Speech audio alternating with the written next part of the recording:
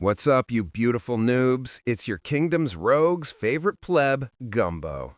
Before we get into today's video, I just want to say thank you because we officially hit 1,000 subscribers, and somehow YouTube let this community exist.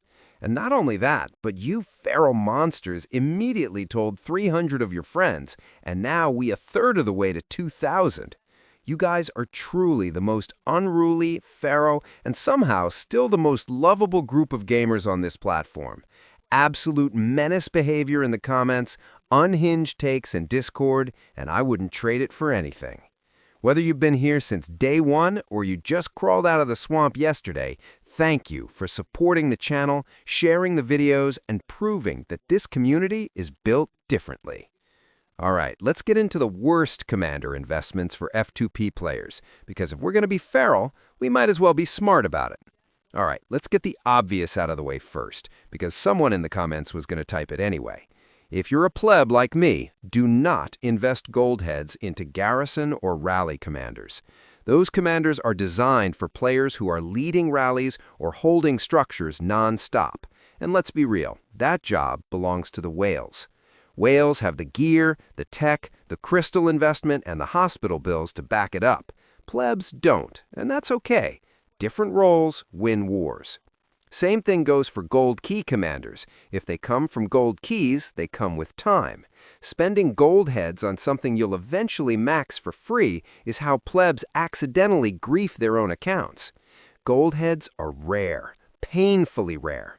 Using them on Garrison, Rally, or Gold Key commanders is like lighting them on fire and calling it progress. So rule number 1, no Garrison commanders, leave those to the whales, no Rally commanders, also whale territory, no Gold Key commanders.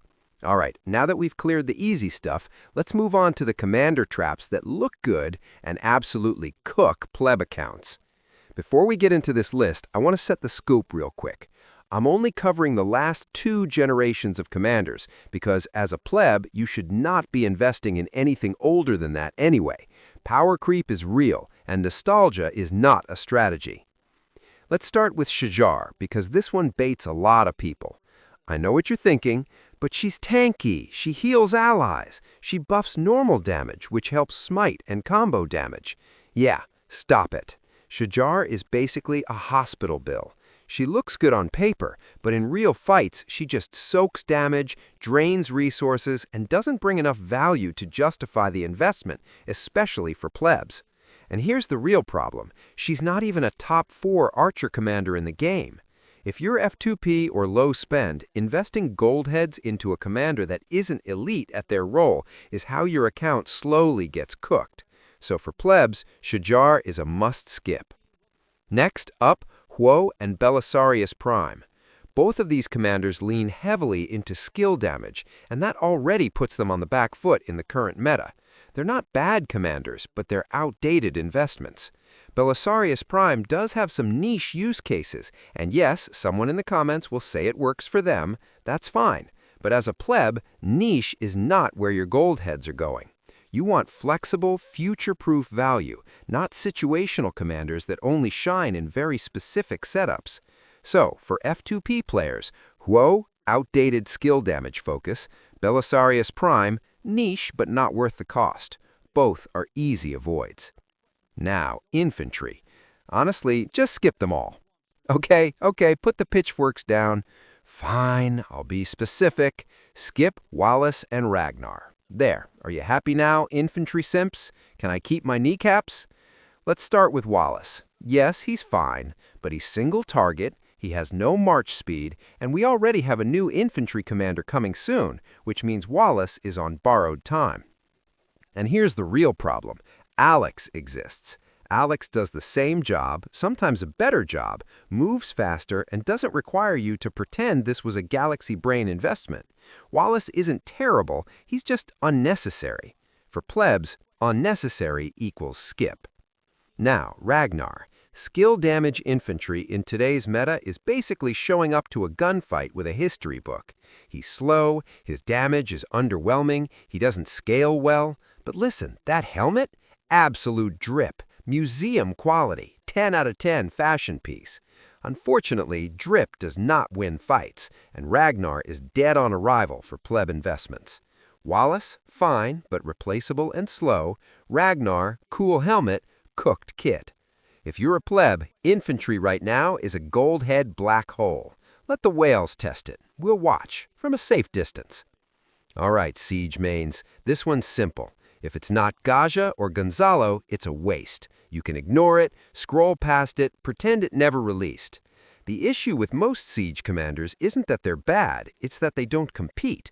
Gaja and Gonzalo actually bring what siege needs: consistent damage that scales, kits that function in real fights, not just on paper, and value that holds up when things get messy in the field.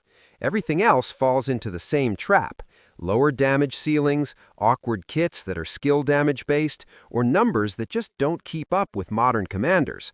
They look interesting, they read well, then you take them into a real fight and you realize you're just doing less of everything. So, if you're a pleb and touching siege at all, the rule is easy. Gaja, Gonzalo, if it's not one of those two, you're not being creative, you're just investing into something that can't keep up. Now let's talk about Phil, because this one looks amazing on paper, and that paper is starting to yellow. Phil isn't bad, but he's aging, and it's showing with the release of Hector and other newer commanders. The bar is moved, and Phil didn't move with it. And this leads into the bigger issue with leadership commanders in general. The sales pitch is always the same.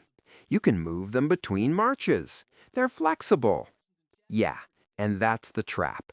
Flexibility sounds smart, but what you're actually doing is complicating a situation that doesn't need to be complicated. Let's use Phil as the example. Say you invest in Phil to run behind BQ.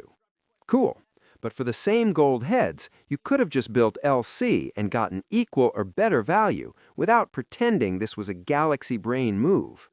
Then people say, well, I'll just move Phil to another march later. Okay, but for that same price, you could have invested in a troop-specific commander that does that job better, scales harder, and actually excels at something. So now you've spent one pile of gold heads for one commander that does multiple jobs worse than specialists. That's not efficiency. That's just paying extra to feel clever. So, to summarize Phil, looks good on paper, aging fast, leadership flexibility is overrated. Same gold heads equal better results elsewhere. For plebs, leadership commanders like Phil are investment traps. Not terrible, but outclassed, overthought, and unnecessary. All right, now we're here. The #1 trap commander that can absolutely wreck your account's future as an F2P. Hector. And I already know what's happening right now. You're halfway through forming a paragraph in your head trying to justify why he's worth it. He's not. Hector is a whale's toy, full stop. As an F2P, you cannot afford to dump gold heads into a commander that won't survive long in the meta, needs heavy investment to feel good, and gets outscaled the moment the next must-have commander drops. Even if you think you have extra gold heads, you don't. Those are future greatness tokens, and Hector is not greatness. Problem #1, single target damage. That just doesn't go far in Rise of Kingdoms anymore. The game has moved on. Yes, his stats are decent. Yes, the buffs and debuffs exist. But let's be honest, they're mid when you compare them to newer commanders. Nothing he does makes you go, wow. It's all very acceptable. And then we get to the fourth skill and expertise. Look, I've tried to hype myself up about them too. They're meh at best. Not bad, not exciting, definitely not worth cooking your long-term count for. Hector demands commitment in a meta that does not reward commitment to the average. As an F2P, your entire strategy is spend heads only when it's worth it, skip pretty good, save for meta-defining. Hector is none of those things. All right, let's wrap this up properly. None of the commanders we talked about today are bad. A lot of them are actually great commanders. But as an F2P or low spender, the question is never, is this commander good right now? The real question is, will this commander last, or is it just a shiny toy? because shiny toys feel amazing on release. They look cracked on paper, perform fine at first, and then the meta shifts, a new commander drops, and suddenly your gold heads are locked into something that aged out. So what should F2P players actually be looking for? The 3 things that make a commander future-proof. 1. AoE damage. AoE scales. It stays relevant longer. It performs better in real fights, and it doesn't fall off the moment single target damage gets power crept. If a commander only hits one target, they're already fighting an uphill battle. 2. Unique skill mechanics. You want mechanics that can't be easily replaced. Things like unique debuffs, special damage interactions, utility that still matters when numbers get bigger. Raw damage gets power crept. Mechanics survive metas. 3. Stat sticks that amplify marches. The best long-term commanders don't just deal damage, they make the entire march better. Health, defense, damage amplification, these scale forever. Even when new commanders drop, stat amplifiers stay valuable. If a commander's value disappears the moment their damage numbers get passed, that's a red flag. The real F2P advantage. F2P players don't chase hype. We don't max shiny toys. We wait and then we strike when greatness drops. Patience isn't boring. It's how you protect your account's future. If this video saved you from cooking your account, hit that like button. It helps the channel more than you think. If you're new here, subscribe. We just hit 1,000 subscribers, and we're only getting more unhinged, more honest, and more F2P friendly. And if you want to argue, theory craft, or post your but actually nerdy takes, join the Discord. Links in the description, that's where the real discussions happen. Until next time, skip the shiny toys, protect your gold heads, and stay patient, plebs.